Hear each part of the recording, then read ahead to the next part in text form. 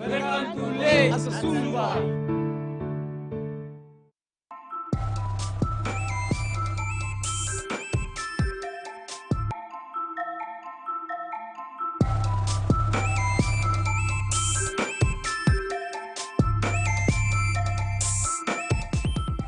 The TVWAN News is proudly brought to you by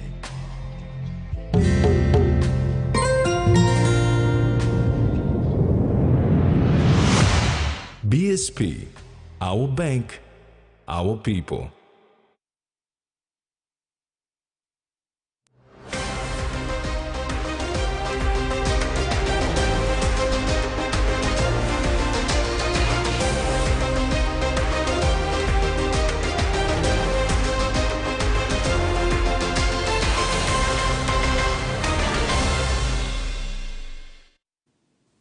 Hello, this is TV1 News. I'm Carol Kido Jr. And I'm Rex Later. Join me later for sports.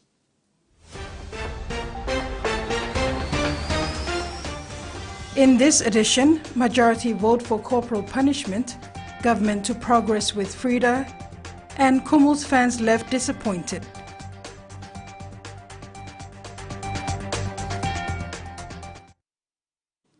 The PNG humanitarian program, previously known as the Refugee Resettlement Arrangement, will be investigated, stated Deputy Prime Minister John Rosso in a media release issued Sunday. Rosso, who is also responsible for the Immigration and Border Security Ministerial portfolio, made this statement after a whistleblower alleged abuse of Australian taxpayers' money earmarked for the upkeep of the refugees in PNG under the program.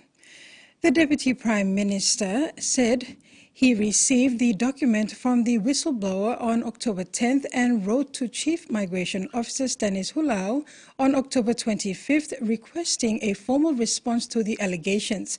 Rosso said in the letter he instructed the CMO to respond to previous correspondence he had sent him on September 11th and October 9th of this year, relating to the PNG humanitarian program, asking for a comprehensive report on the arrangement and funding. The report should cover the current management of the program, the bilateral funding involved, and the process involved in the management of the funds, with a list of all the service providers. Universal Church in Port Moresby joined the rest of Papua New Guinea women and goodwill people in joining the fight against breast cancer. On Saturday, October 21st, female church members gathered to hear life-saving messages on breast cancer. Cancer in women, especially breast cancer, has become a silent killer for many women in Papua New Guinea because of a lack of awareness and education on the disease. This gathering for breast cancer awareness was led by the Caleb Club of the Universal Church, led by Betty MacDonald. It included parts of the church being decorated with pink and white balloons. It was highlighted that it is important to observe signs and symptoms early and to seek medical attention. Christiane Pine, wife of Senior Pastor Jonathan Pine, addressed the women, emphasizing on the final option of seeking healing from God when all else fails. In the meantime, don't let Satan steal from you what I sowed this morning. The fruits are our health, the earth is your path, the seed is the word of God. Church leaders showed informative videos and slideshows to impart the life-saving message to the women about breast cancer. Cancer that has spread and invaded healthy tissue. Recurrent, cancer that returns after it is treated, and metastatic, cancer that is spread from the area where it started to other areas of the body. Common types of breast cancer are invasive ductal carcinoma and invasive lobular cancer. Another slideshow was shown on how to self-check for early detection of the breast cancer. Pads of your fingers rather than squeezing the mammary gland.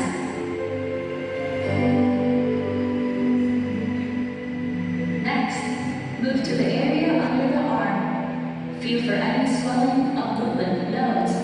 According to leader of Caleb Group, Betty McDonald, Universal Church Women Group holds awareness meetings of different important issues on the last Saturday of every month. Last Saturday, it was breast cancer for Pinktober. Frida Kana, TVWAN News. Air Niugini relies on airport infrastructure to ensure a successful execution of flights. This year, the airline has had to modify its operations to accommodate failing runways in Mount Hagen and Rabaul. This means that Air Niugini is unable to operate a conventional jet service to the city, which represents one of the busiest sectors in PNG. Chief Executive Officer Gary Seddon says Air Niugini is operating under very trying circumstances. The fuel supply has been threatened on several occasions. The runway infrastructure at several airports is not to a standard that meets current and future investment program, and the lack of landing lights are reducing the operating hours in the day. He admitted there is growing problem at airports. Flight cancellations recently were exacerbated by the bird strikes on aircraft. All of these issues are being addressed through a collaborative approach by relevant agencies, but the progress is slow. Meantime, Air Niugini recently recommenced operations in Wapinamanda, Enga Province, and increased the number of jet services into Goroka Eastern Highlands Province. The Permanent Parliamentary Committee on Law and Order completed Day 4 Thursday, 26 October in Lae Morobe Province. The final day of the meet saw the committee members led by Chairman William Bando visit with staff and inmates at the Buimo Corrections Facility. The Permanent Parliamentary Committee on Law and Order concluded its week-long consultations with a visit to Buimo Jail in West Taraka, Lae City. Be like clearing 2 something, where concern lo here or Kalabusman na mere. Number one, government passing the budget, from 2023, national budget, government like employing 20 additional judges. The committee heard the grievances of inmates and the reasons why so many breakouts occur. Among the issues raised were overcrowding and a backlog of prisoners awaiting court. One female prisoner asked the committee if it can consider women who are in prison for crime they committed out of cases relating to adultery committed by unfaithful partners. No need long reply committing this law. Long group post only making na reply committing me plan mama la house committing this plan. Crime na me plan can stop inside while all our mamas around now they stop now beginning it long plan all kisim bangarab na start.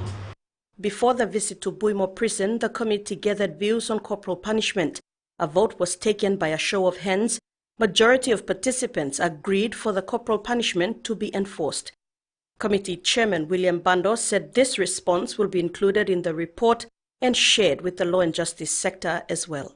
Salome Vincent, TV1 News. Meantime, the Permanent Parliamentary Committee on Law and Order received a petition from the Coffee Industry Corporation before the Momase regional consultations concluded. The petition was accepted by Committee Chairman and Member for Koroba Lake Kopiago, William Bando, because it provided solutions to alleviating poverty and law and order. John Inerehu, Chairman of CIC, presented the petition to the committee to urge the government to consider improving the price of coffee to make coffee farming worthwhile and alleviate poverty and reduce crime. Inerehu said the petition, while it calls for support for coffee farmers, makes the point of creating community support program involving the youth to learn coffee farming, giving them an opportunity of earning a living honestly. Mr. Inerehu stressed that last year alone, coffee farmers made 800 million kina. This year, 700,000 bags of coffee are still sitting in the bush waiting to be sold. TV1 News continues after the break. Stay with us.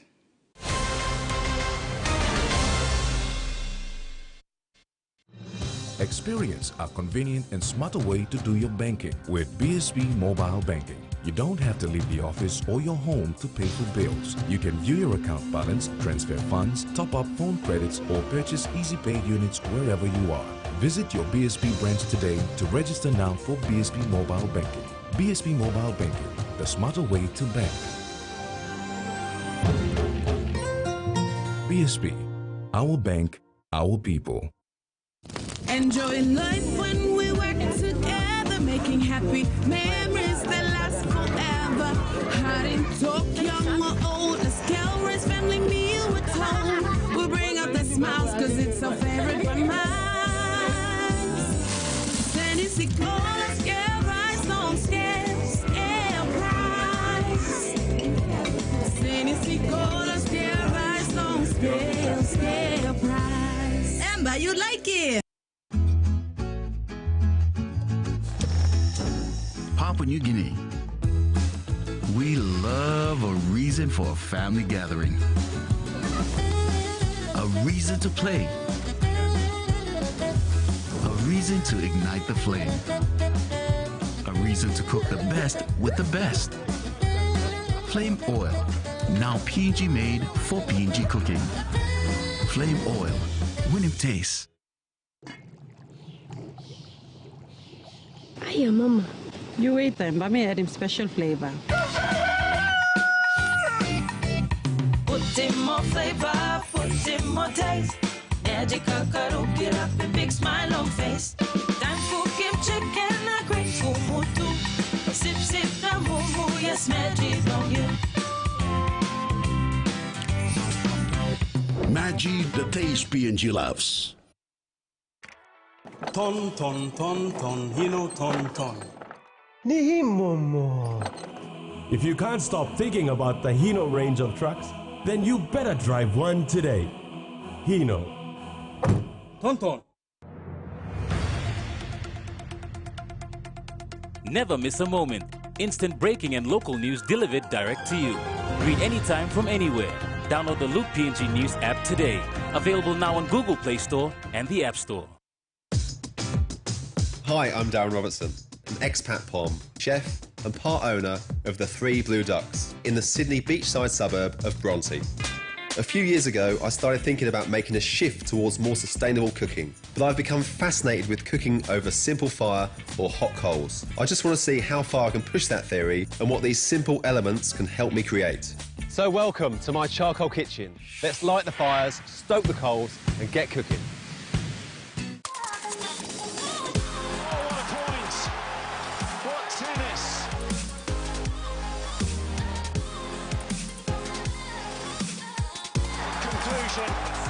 To a remarkable week in Paris. Yesterday, I was shot down and hunted by men that wanted to cut my head off. But none of that scared me half as much as what I saw in that bunker. Man down! It's here. Smile for the camera. The Lair.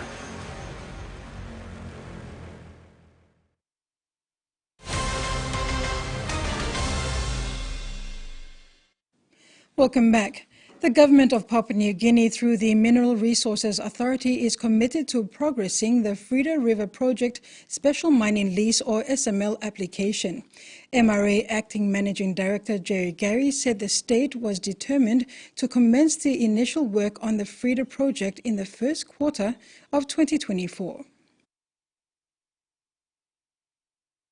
Mineral Resources Authority Acting Managing Director Jerry Gary met with the owners of the PNG Limited Guangdong Rising Holding Group recently, updating them on the project progress. PNG has been operating the Frida River Copper Gold Project since 2014. Gary told Guangdong Rising Holding Group, a Chinese infrastructure investment company owned by the Guangdong government, in a meeting held recently that the Frida River project was an important project to the PNG government. The project is currently in a pre-development stage, pending assessment of its application. The main issue for the application would be around the integrated tailings storage facility and hydroelectric dam, which has been the subject of independent expert reviews. Mineral Resources Authority and the Conservation Environment Protection Authority at the same time at the meet gave a rundown on the respective processes involved in the permitting of the special mining lease and environment permit. The visiting Chinese delegation included representatives from the State-Owned Assets Supervision and Administration Commission, which is a department within the Chinese government that supervises and manages state-owned assets. The purpose of their visit was to show their support and confidence in the Frida River project and also to familiarize themselves with the environment permit and the special mining lease permitting processes for the project. Susan Oreape, TVWAN News. Medang is heading towards a new destiny path after the riot which took place last Thursday. Governor Ramsey Pariwa and Minister for Education and Usinobundi MP Jimmy Uguro met to discuss a new path for Medang towards restoring peace in the province and also curb the escalation of lawlessness. The 18-man crew arrived Thursday night with reinforcements. Medang police was beefed up by 30 by the weekend. During the urgent Provincial Executive Council meeting last Friday, Governor Ramsey Pariwa said Medang police is compromised and has requested a replacement to the Provincial Police Commander post. The agenda at the meeting was to restore peace and normalcy to the province, monitor evictions within town, enhance safety in the province, apprehend the cop killer and rid street sellers. Minister for Education and Usinobundi MP Jimmy Uguro was present at the assembly meet. He condemned the barbaric act upon the 2 lives lost and equally condemned the actions by opportunists who took matters into their own hands and destroyed property of innocent residents, looted shops and threatened the safety of the general public. He said it was criminal in nature. Last Monday, a young man from Bogea was killed in the heart of town. He had come to sell his cash crops. Thug pursued him, robbed him of his hard-earned money and killed him. While a retaliation was brewing, a police officer was killed just 48 hours later. The governor condemned the actions of the mob who broke into the provincial government house and damaged his office. Former Medang MP Brian Kramer also suffered damage to his property. Property caretakers were also harassed. This has prompted the governor to look into eviction. While addressing the policemen and women, he appealed for their support. The governor said while they allow other ethnicities to live and conduct business in the province, there are minority groups breeding thugs, and this is a safety concern for locals. Police reinforcements will remain in the province until such time normalcy returns. The situation remained tense at the time this report was compiled. Susan Oreape, TVWAN News.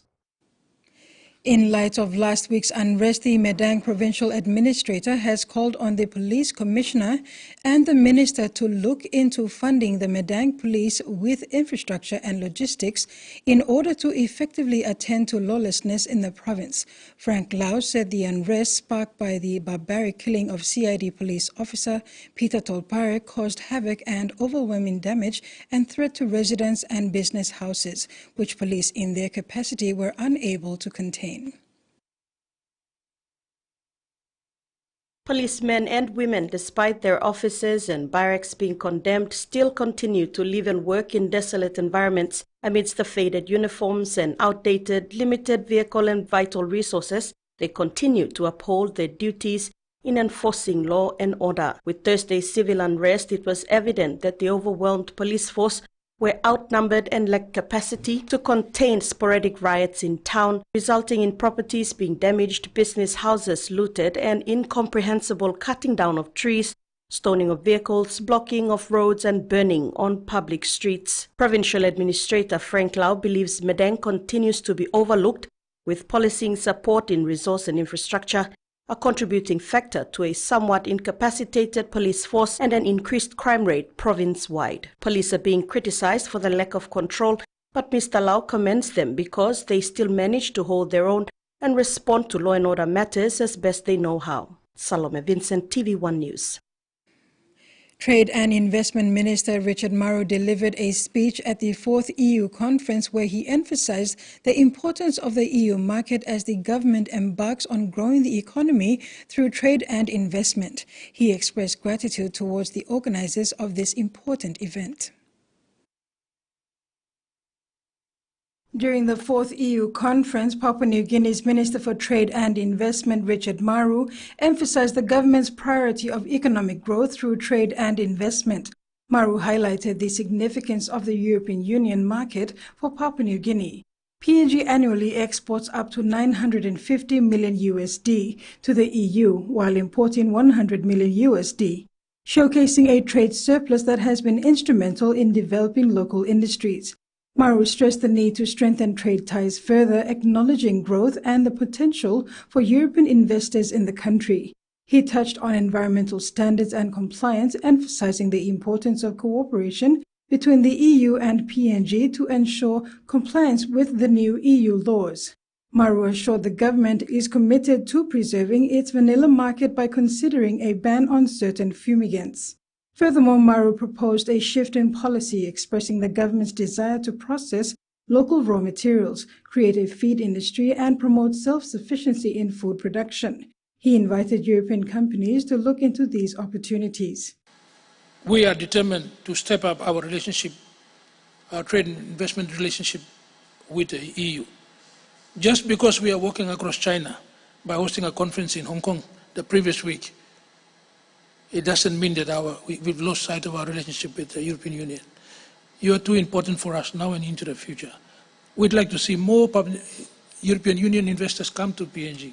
We are willing to go all out, offer incentives through the economic zones, and do whatever it takes to support more and more European Union investment in this country. And you're right, let's unlock the opportunities. And we are ready to listen, we are ready to partner, and together we can chart a new course and build a stronger and more robust relationship between PNG and the European Union. Maru expressed the government's determination to enhance trade and investment relationship with the EU, offering incentives to attract more European investors to PNG. He called for a stronger partnership between PNG and the European Union. President of the PNG Europe Business Council, Michael Sullivan, in his address spoke of the Business Council's mandate to promote and facilitate trade and investment between Europe and PNG. He said this mandate extends to all European countries, not just those countries which are members of the EU. The Business Council members are drawn from all walks of life, but particularly from those individuals, companies, organizations, and businesses based in PNG that have an interest or links with Europe. Sullivan said this conference is a highlight of the Business Council's 2023 calendar and will showcase important areas of the PNG economy and the business environment. The Business Council anticipates enhanced economic growth in PNG over the next 5 years and generally improved business conditions. The Business Council supports a restructuring of the PNG economy to place much greater emphasis on the development of value-added infrastructure and onshore processing of PNG's natural resources, combined with substantial investment in health and education. The Council would also like to see the benefits of the next upturn in PNG shared by all Papua New Guineans and not just by the few. And now with the finance news. The kina closed unchanged at $0.2695 in the interbank market. At Bank South Pacific, our kina was buying $0.2620 $0.4111 Australian dollars, €0.2407 and 38.89 Japanese yen. Looking at commodity prices at New York close, gold, cocoa, copper, and copper closed higher while the rest closed the day lower. And on the stock market, the Dow Jones closed lower, ASX closed lower, and all ordinaries closed lower as well. This is TV1 News. When we return, we'll have news from overseas. Stay with us.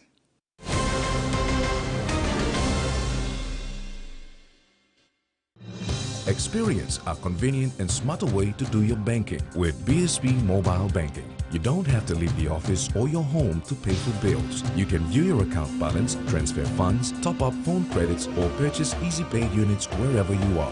Visit your BSB branch today to register now for BSB Mobile Banking. BSB Mobile Banking, the smarter way to bank. BSB, our bank, our people. A true champion is measured by their courage, their determination, and their passion to never give up and to always keep trying. With a delicious Milo and milk taste and added nutrients, Milo and milk is a great way to fuel our little champions with nourishing energy every day. Because true champions give it their all. Milo, PNG and Mia. Find PNG made. Quick favorite meal for the day does feel good. Snacks noodles is my choice for a simple meal. It is easy to prepare and fast to cook. And with a touch of flavor and ingredients, quality noodles that can be cooked and enjoyed in many different ways. You see, my whole family loves it. It's made here in PNG and comes in different pack sizes. Snacks noodles, tastier by you like you more. Hey, you want to talk? Want to win one of 4 Costa buses? Simply collect 6 SP Lager Red promo caps and enter the draw at a participating store near you. There are heaps of other great prizes to win too, like SP Hunters jerseys and other awesome SP Lager gifts. So enter the draw today for a chance to win. There's a bus to be won in Islands, Southern, Momase, and in New Guinea Islands. SP Lager, Bungim Yumi! Hi, I'm Chef Jules Hennell, and this is where my true inspiration for cooking started. Like most of us, I learned to cook from my mum. Nothing beats simple recipes where fresh local produce is at the heart, especially when it's a home-cooked meal, prepared and shared with the ones you love. And in PNG, no meal is complete without rice. And my choice is always True Guy. True Guy, true inspiration through generations.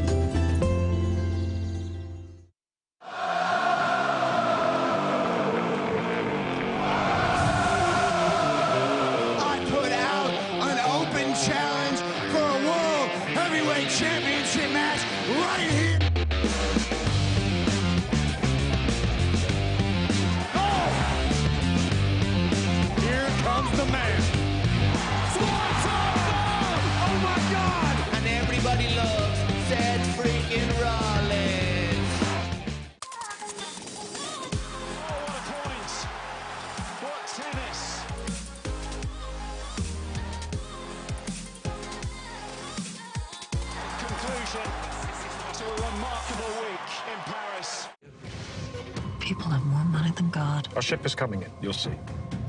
Whose time is now. Let's do it. Let's go. You're not to associate with him again. Why? Be thankful when you get a leg up.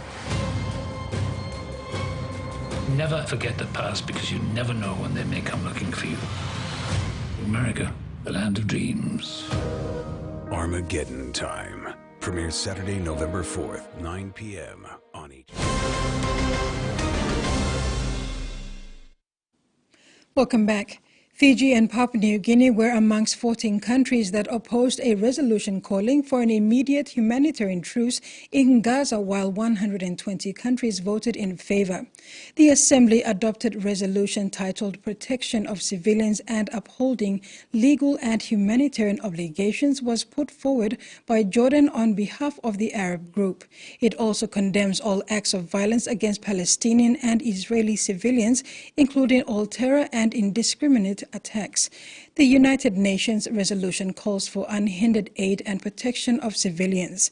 Fiji, US, Austria, Croatia, Czech, Guatemala, Hungary, Israel, Marshall Islands, Micronesia, Nauru, PNG, Paraguay and Tonga voted against the ceasefire, 120 votes in favor, and 45 countries abstained. Former Prime Minister Frank Bainimarama said Fiji's vote at the United Nations on the war between Israel and Hamas demonstrated the lack of compassion for those who have been displaced as a result of the conflict. Bainimarama says instead of taking sides in the conflict, government's stand should have been to save the thousands of innocent lives, including those of women and children, many of whom have lost everything.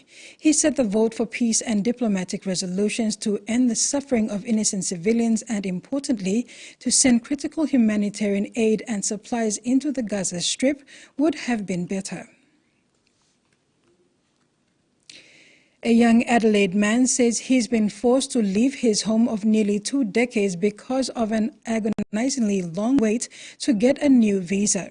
Experts say immigration backlogs and a lack of pathways to permanent residency are forcing migrants out of the country prematurely. Soki Lee grew up in Australia, but a years-long visa process means he's now moving back to Korea with his family. I had school, I had work, now we're here, but I don't know, everything seems to change. Mr. Lee moved here with his mother in 2006 to join his sister, who's now a citizen after being sponsored by her work. That is $7.40 for that. Thank you. Oh, right. He and his mother have been living on bridging visas since.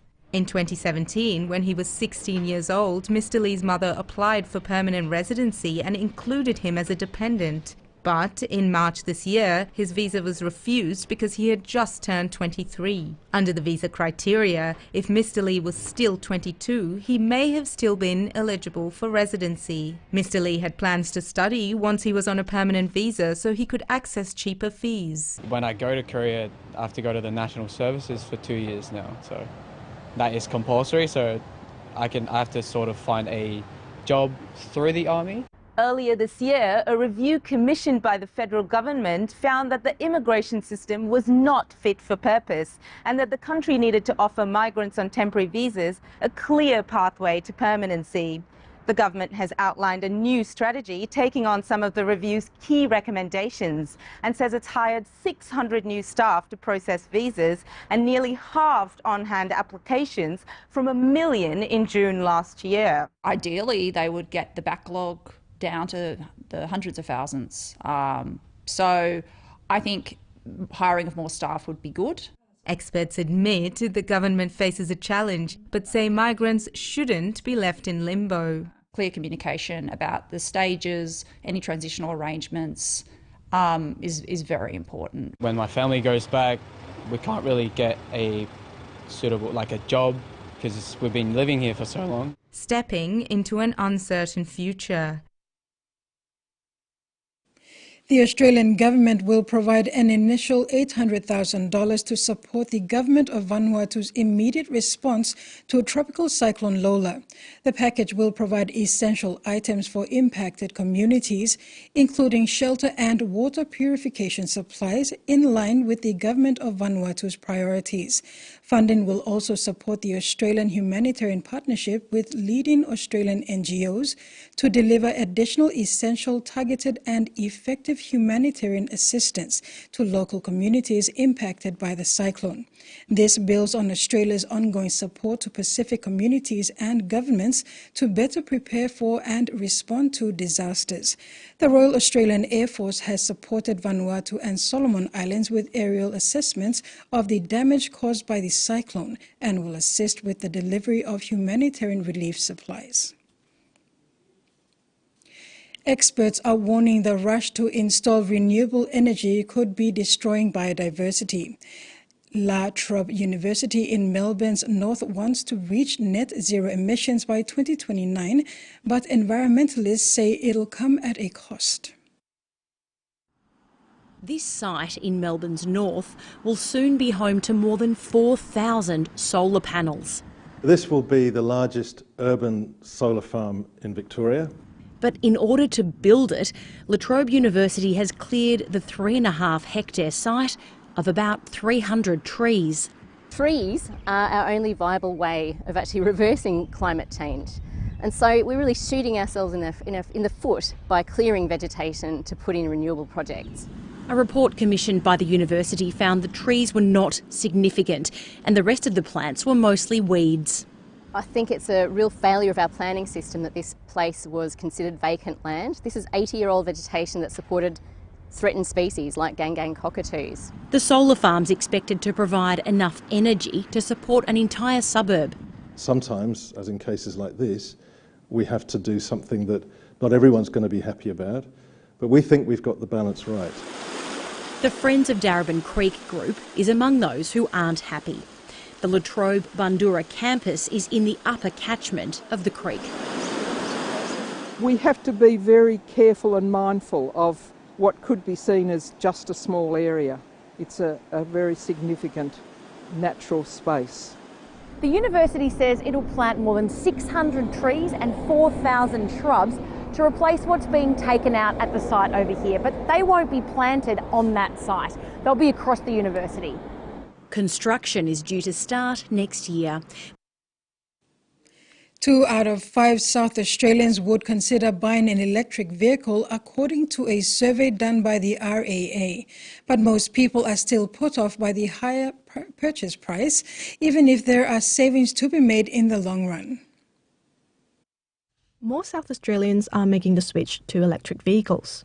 For 22-year-old Samuel Moyes, an EV gave him the keys to a better bank balance. It saves me so much every single day I drive it. He has saved about $2,500 a year after giving up his hybrid vehicle. His views are reflected in a recent survey by the RAA, showing South Australians are hoping to make the transition. Their member survey found that more than 40% of those who responded were considering buying an EV. But the main factors preventing people going electric included the cost of vehicles, the lack of charging stations, and range anxiety, while many also cited the rising cost of electricity as an EV deterrent.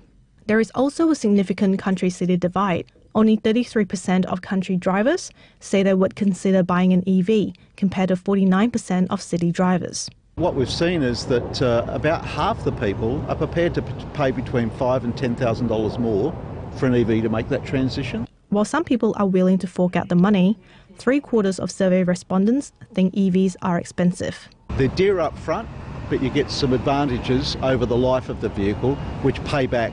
And depending on how many Ks you do or the efficiency of the vehicle, your payback period can be quite short. The RAA have been working with the state government to build more charging stations across the state. It's in the country areas where we've really got to do the work to make sure that people feel comfortable in buying a car they can use in the city and drive to the country. No matter the roadblocks, the transition to EVs is already on the move. And that ends the news segment. Sports is next with Rex. Stay tuned.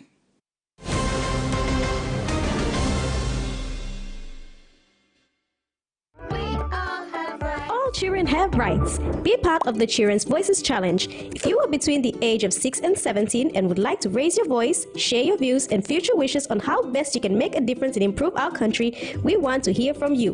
Be part of the Children's Voices Challenge. You can submit the following: artwork, video or pictures, podcast or songs, poetry, written form, social media campaign, web page, flat and one-page website. Make sure that the videos, podcasts or songs are not more than 2 minutes long. Written pieces including poems, letters or blogs are not more than 1,000 words, and a social media campaign has not more than 4 social media posts. Your voice is important, your voice is the future. The Children's Voices Challenge deadline is Tuesday, 31st October 2023. Great news! The Digicel TV app now has radio. That's right, your favorite radio stations are on the Digicel TV app, providing you with even more entertainment, plus free streaming of all your favorite radio stations. And you don't need headphones to listen. The Digicel TV app gives you the ultimate entertainment experience on the go, with more drama, more sports, more exciting movies, and now more radio to stream your favorite programs from wherever you are in PNG for free. So what are you waiting for? Download the Digicel TV app today for the ultimate entertainment experience. Change your TV plan to a postpaid plan and save more than 100 kina. Get a 30-day 40-channel plan for only 85 kina and get a free DTV plan to watch rugby league, blink and you miss it, or Filipino dramas from anywhere you want. Good idea. How awesome is that? What a moment. Dial 1515 to speak to a TV agent and get yourself a postpaid TV plan today. Digicel TV. More channels, more choice, more value. On the ground, the Fijian. Kebalo, oh, Butterfingers there out of the hands of Dotty. You've got to be careful. He's not. Ramos in the corner.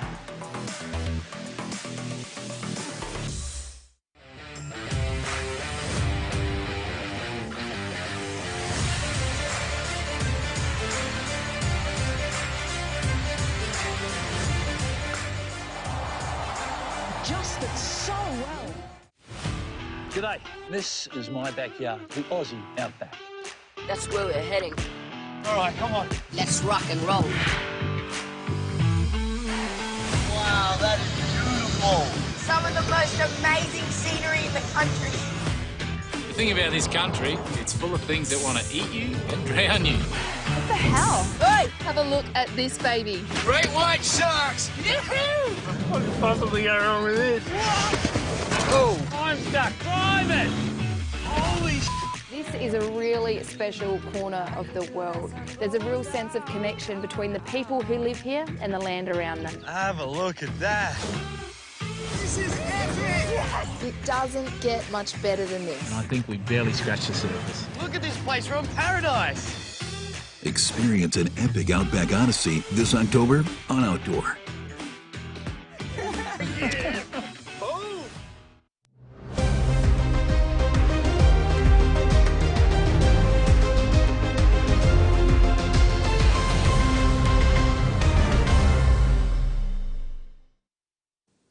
Welcome back. Following an awful attendance at the Women's National Soccer League Grand Final match between Hekari United FC and Ley City Dwellers on Sunday, President of the PNG Football Association John Capinato expressed his concern in improving this. Capinato urged all the participating teams to take ownership of the Women's Soccer League initiative and create fan base in order to grow women's football. Although the Women's National Soccer League concluded its second year since its inception in 2022, the National Soccer League is yet to attract a bigger following. The poor attendance was evident in Sunday's grand final match at the PNG Football Stadium in Port Moresby. PNG Football Association President John Capinato said the PNG FA has played its part in creating the avenue for women to play football. The onus is now on each association to grow women's football in the country. Capinato said, like last year, this year's attendance and interest was lacking, and it was very obvious. He challenged clubs to work on their fan base to promote women's football. The PNG FA president added that the football associations must find the best and put them in this competition to improve competitiveness in women's football. He said the women's football is the fastest growing sport in the world. Meanwhile, Capinato congratulated all the teams that participated in the 2023 Women's National Soccer League finals and throughout the season. He expects WNSL to be even more competitive in 2024. Seagulls have claimed the 2023 Port Moresby Hockey Fives Big Grade title after defeating Wanderers 5-0 in the grand final over the weekend. It was the discipline and courage to stay in the contest that brought the Seagulls home in the one-sided affair that saw Wanderers finish scoreless.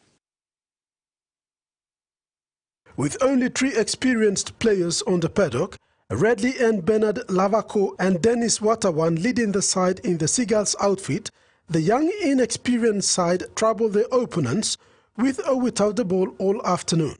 They did well in all departments to keep their opponents out of contest, but their ball handling and passing skills stood out.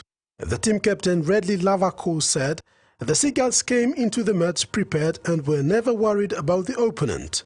They focused on their game plan and got the job done."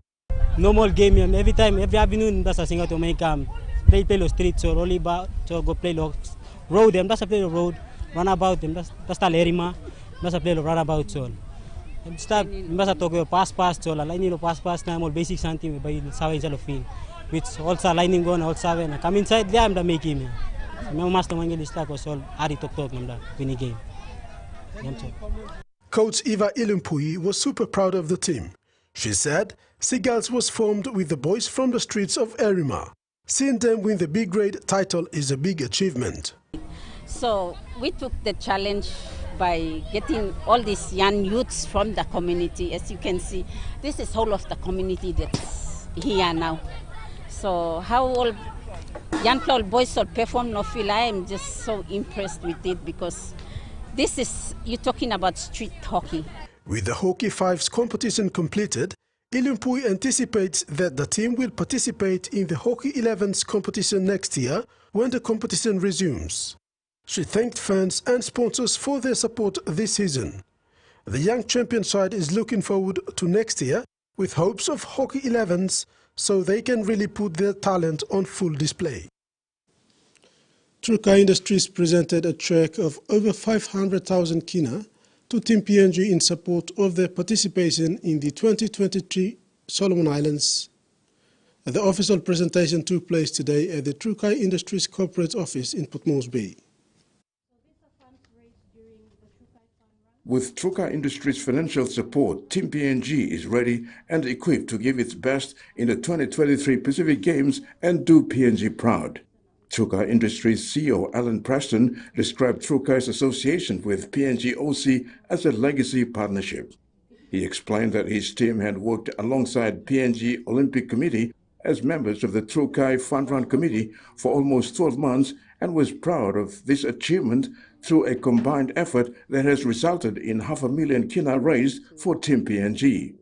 On behalf of CEO Alan Preston, Truka Industries Marketing Manager Marian Tom thanked corporate partners and agencies for their continued support towards our team through their involvement in the auctioning and sales of the 2023 Trukai Fund Run shirts in Port Moresby and Lae.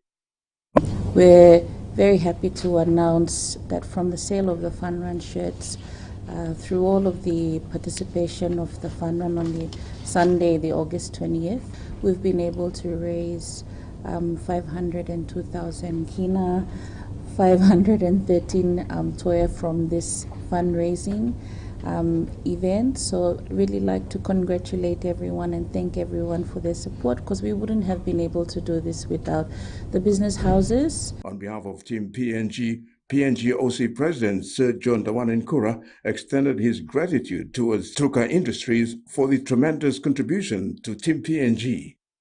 Sir John mentioned that Truka Industries' contributions continues to inspire Team PNG and has elevated the team to reach newer heights in sports. Obviously, it's an absolute honor and privilege to acknowledge Trukai once again as our remarkable partner who has played a pivotal role in the pursuit of our sporting dreams.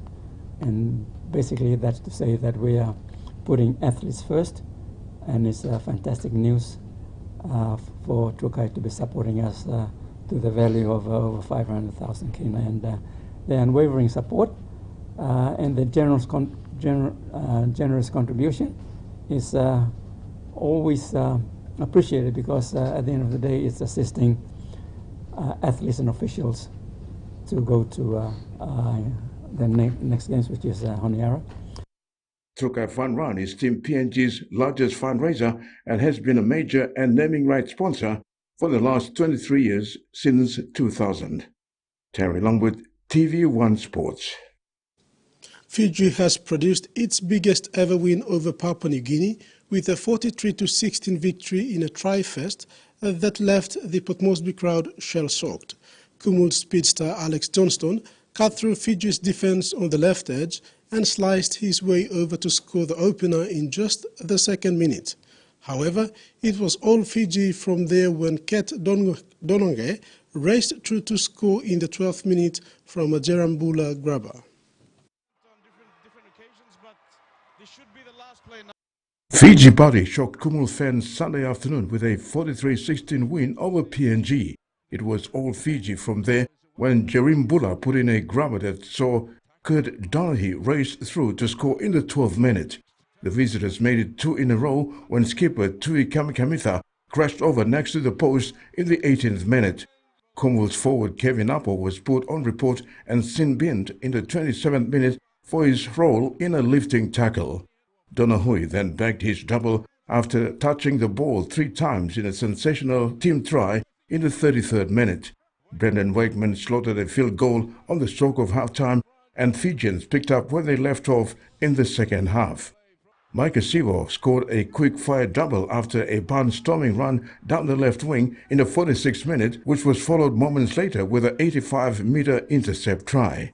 Party locked Caleb Navale was the next man on the act when he crashed over in the 55th minute before PNG finally stopped the bleeding. Benzi Court pulled one back in his first international of the year, but the comeback was short-lived as Fiji star Jason Garagare breezed through some lazy defense in the 64th minute. Apel Capinias gave the home crowd something to cheer about with a late consolation try, but it was far too little too late. We never stop learning. Rugby league, you're going to learn every day. We got mistakes. We give away 3 mistakes. The Kumul score their tries. So like you said, it's a young squad. We keep building from this year, next year. We build this week, and we go back and have a look at our mistakes. We work on it for next week. Yeah, really disappointing. Obviously, everything we'd done really well in the previous games, we did the opposite today. So just made too many errors, poor discipline, and Fiji made us pay for it. Yeah, we've got to fix our whole game, don't we? I think they beat us in every area of the game today. So, as I mentioned, we'd had a couple of real good performances and really let ourselves down today. So we let, all the fans that came out and everyone at home watching it. So we're really disappointed. Terry Longwood, TVWAN Sports. The Pacific Championships Cup and Bowl concept could become an annual event given the new level of enthusiasm is drumming up across the Oceania region. Given its long history and the overwhelming interest and impact it is having on the growth and development of the game in the region, the renamed 2023 Pacific Championship Challenge will continue in 2024, according to the Chief Operating Officer, Asia Pacific Rugby League, Jeremy Edwards. Since the Pacific Championships Cup and Bowl started, Chief Operating Officer, Asia Pacific Rugby League, Jeremy Edwards, has been blown away by the high standards and professionalism displayed by the Pacific Islands. This year, the NRL, supported by the Australian government through the Ausports Pacific program, renamed the concept as the Pacific Championships, featuring the top 6 ranking playing nations from the Pacific region, namely Australia, New Zealand, Samoa for the Cup, and PNG, Fiji and Cook Islands for the Bowl, while Tonga is currently on the England tour and not taking part. Well, we probably started this concept off back in 2019 with the old Oceania Cup, where it was designed to play all the Pacific nations but move around the Pacific. To their credit, NRL have picked it up, and they're basically the ones behind this. These matches are sanctioned by the International Federation, so there's a working together relationship there, which has been really good.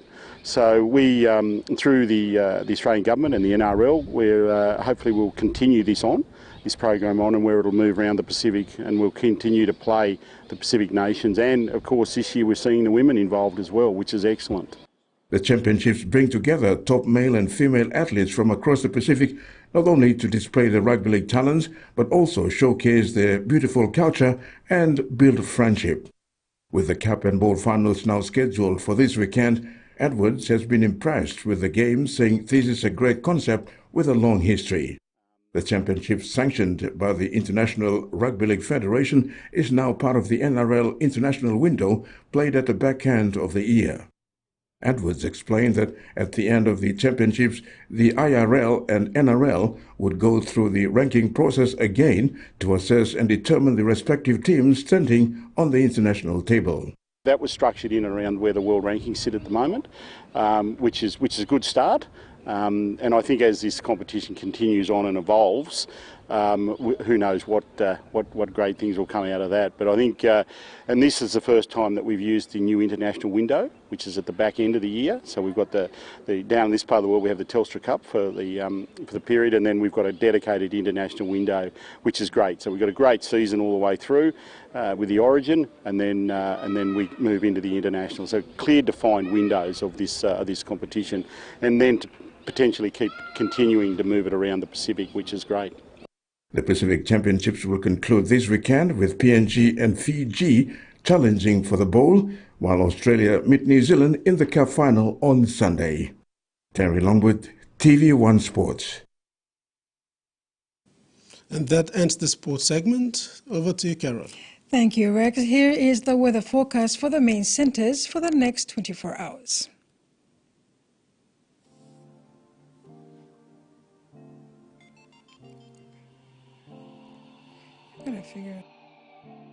Southern regions, scattered showers and isolated thunderstorms. Port Moresby, rain showers, drizzles, tonight then cloudy. Pomase region, scattered showers and isolated thunderstorms. Lae City, rain showers and possible thunderstorms, tonight then cloudy. New Guinea Islands, isolated showers and thunderstorms with areas of rain over Manus and Arab. Carrying rain showers and drizzle tonight and cloudy. Highlands, scattered showers and isolated thunderstorms with rain drizzles, then scattered morning fog. All centers rain showers and drizzles tonight, then morning fog. Oceans forecast for the next 24 hours. Coral Sea seas moderate to rough with southeast winds of 20 to 30 knots. Solomon Sea seas slight to moderate with southeast winds of 10 to 20 knots. Coastal waters forecast. Waters of southern PNG Indonesian border to Daru to Kiwai Islands, to Kerma to Yule Island, to Hood Point to Samarai Islands. Seas 1.5 to 2.5 meters. And that ends another edition of TV1 News. Thanks for your company. Bye for now.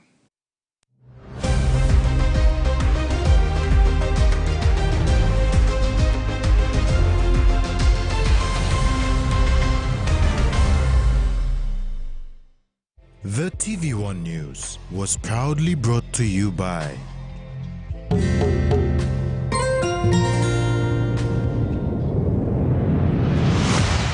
BSP, our bank, our people.